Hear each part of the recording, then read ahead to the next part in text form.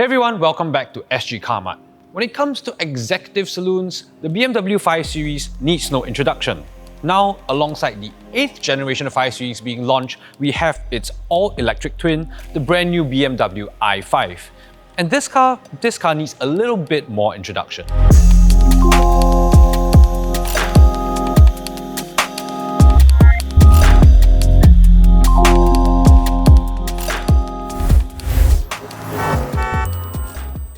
Now, before we get started, if you are thinking of selling your car, try Coates. Coates helps you sell your car quickly and easily. With the new Coates doorstep, get professional inspection by our certified mechanics at your convenience, anywhere on the island. Coates will then auction out your car online to its wide network of dealers to bid on your car. Once bidding is complete, Coates will update you with the best offer price at no obligation. It's that easy. To find out more, visit coates.com.sg. That's QUOTZ.com.sg. Now, back to the review. The BMW i5 is priced from $410,888 to $423,888. The single electric motor produces 335 brake horsepower and 400 Nm of torque. The single-speed transmission brings the car from 0 to 100 km/h in 6 seconds.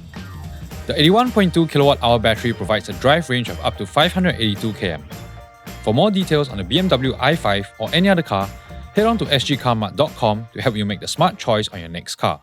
From the outside, there's little to distinguish the two, a reality that's becoming more and more true across the entire of BMW's range. So you get a very familiar overall silhouette, although you do get the iconic glow illumination around the kidney grills as standard. This particular car is in the M Sport variant, so you get the M body kit as well as these 20-inch M aerodynamic wheels. This is also a big car. It's a bigger car compared to the previous generation 5 Series, and the overall length is over 5 meters long. At the back, again, we have a simple yet purposeful design, and I think that's true for the entire car, right? It's a recognizable 5 Series, except it's all electric. Now, if we open up the boot, here we have a 490-litre boot, and that's a sizable boot, right? It will easily pass the anti-choice length test. It will easily fit a big luggage, probably one more as well. Now, let's go jump inside the car. Now, here in the rear of the i5, it's a very comfortable space, right? So I have good amounts of leg room and good amounts of headroom as well. One thing to point out, this car comes standard with Vaganza vegan leather, right? So it's supposed to be more sustainable, but I think more relevantly, for most people, they probably wouldn't be able to tell the difference because it feels just like the real thing. And you know, it's comfortable, it's plush, and it feels expensive. Now, a little bit about your amenities here. We have rear aircon vents, but we do not have rear dedicated aircon controls, and we also have 2 USB-C ports. Now, if I slide on over to the middle seat is comfortable, right? It's nice and flat, there's plenty of space over here. There is, however, a transmission tunnel, even though this is an EV, but that's because this shares the same platform as your petrol-powered 5 Series. So you could tuck your feet up. It's not particularly comfortable, but I think there's plenty of space on either side, and this will fit 3 adults very comfortably. Now let's go jump into the front of the car. Now here in the i5, we have a very familiar and recognizable modern BMW space, right? So it's headlined by the curved display, so 12.3 inches here and then 14.9 inches here. This now runs OS 8.5, and I must say it's definitely a UX improvement, right? So compared to OS 8, a lot of the functions are now vertically arranged rather than horizontally arranged, so you're not doing a lot of this, it's more just this for your simple functions. And I think it's just a nicer looking, simpler interface, right? And yeah, that's a good improvement. Now, we also have the interaction bar, so this was something that you saw first in the new 7 Series and i7. It's not as visually seamless, you know, there's a little break over here, but a lot of the same functions, right? So a lot of your controls are sort of touch controls everywhere. It's obviously nice ambient lighting, and it can also light up depending on what's happening with the car. Now, beyond that, here we have 2 phone slots. However, interestingly, it's only one of them that's wireless charging. And of course, we also have this new center console. It's simple, easy to use. I like that there's still a rotary wheel, so you can control your infotainment functions without having to touch the screen, and that's useful when you're actually driving on the road. Now, what else? One thing I must point out is this aircon vent controls, right? So it's over here, and it's perhaps not the most obvious thing in the world because you cannot actually see the vents unless you really sort of stare at it. So you're doing a little bit of guesswork as to where exactly the aircon is pointing to, but you know, you'll figure that out. We also have this steering wheel, right? So this is the new BMW steering wheel. You can change the display settings. I don't know what to say. Cut that part. Overall, I must say it's quite an impressive space. It feels expensive, it feels luxurious, and it definitely feels like the executive saloon that you want it to be. But yeah, enough about sitting in this car and talking about it. Let's go drive this car and see whether it performs on the road as well.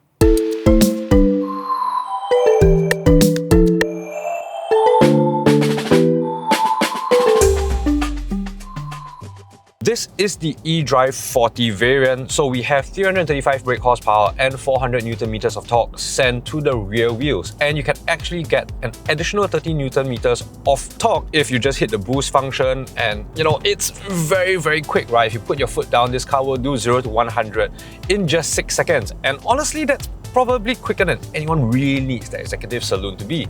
And you know, you are easily pulling 0.5 Gs anytime you put your foot down to the floor. Now, this car also has an 82.1 kWh battery. So according to BMW, you can do up to 582 km on the WLTP. That's obviously going to be quite optimistic. Realistically, you're probably looking at a mid 400s, right? So I have 95% of charge and I have 442 km of range left. So that's a solid number. It's not crazy, but it's very usable for most people. That's probably easily 5-6 days on a single charge. So yes, that's the numbers of this car, right? The statistics. How does it actually feel on the road? Well, I must say initially it's a little bit strange because this is a big car. You know, this car is over 5 meters long and you feel that on the road, right? You feel the size of the car. However, interesting enough, you don't actually feel the weight. So this car is more than 2.2 tons and you don't feel that at all. I think part of that is the fact that it's really quite quick, it's quite powerful, that power is instant, and you know, the acceleration is so effortless. So you don't feel any sense of inertia. The steering is also quite light and quite responsive. So overall, the car feels a lot lighter than you would imagine a 5 meter long executive saloon to be. And I think that's quite interesting, but also a little bit strange initially, right? It's not quite what you expect. However, drive this car a little bit more and the 5 Series-ness of it really shines through, right? That inherent DNA is very strong. And primarily, I must say that's to do with the ride comfort. So the overall suspension setup is really excellent, right? So this car has the M Sport suspension, so it's a little bit firmer, a little bit lower, but it's still very comfortable. It really soaks up bumps in the road very well, I must say. And yet it's still very controlled. You get that sense of connection to the road, and it is a dynamic car, right? It feels quite agile. You know, directional changes are executed very sharply. And I must say, overall, I really like how this car feels on the road from a ride comfort perspective. It's really very well sorted, the suspension. Beyond that, it's also a very capable executive saloon, right? It's very quiet, it's very comfortable, it's very serene. It's very easy to drive in that sense, and I like that about this car. In many ways, it feels quite familiar as a 5 Series. It's just that, power comes from a different form. One thing that I'm not super keen on is this steering wheel. So this is the new M Sport steering wheel, and honestly, it's a little bit too fat and thick for my liking. Of course, this car also comes with a good set of assistance systems, so you have sort of lane departure, but I will point out that this only has normal cruise control. You don't have adaptive cruise control, so that's something to think about.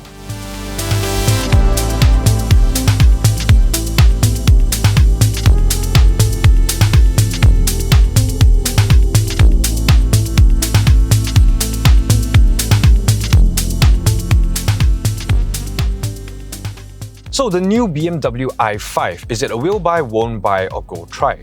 I think this is a go try.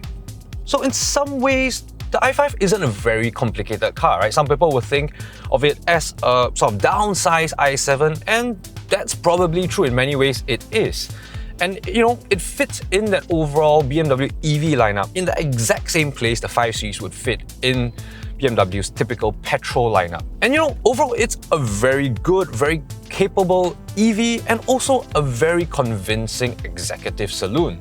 The real question, of course, is between this i5 and the petrol-powered 5 Series, right? So this particular i5 is close to 40,000 more than an equivalent spec 5 Series. And that's quite a lot of money, right? Is this $40,000 more car? I'm not sure. I think that's something that you have to go try for yourself. More traditional drivers will probably gravitate to the petrol-powered 5 Series. That's familiar, that needs no introduction.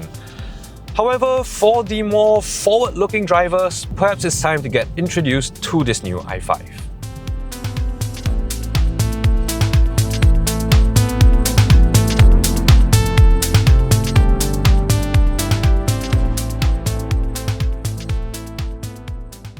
So that's our review of the new BMW i5. Do let us know what you think about the car in the comment section below, and of course do remember to like, share and subscribe to our channel, and you can also hit the notification bell to be alerted of all our upcoming videos.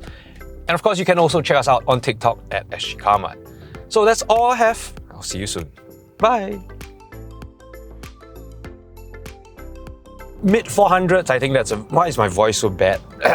From the outside, there's little to distinguish 20-inch M aerodynamic wheels. Nice. You're also in the Rolex Cup now. I've always had these.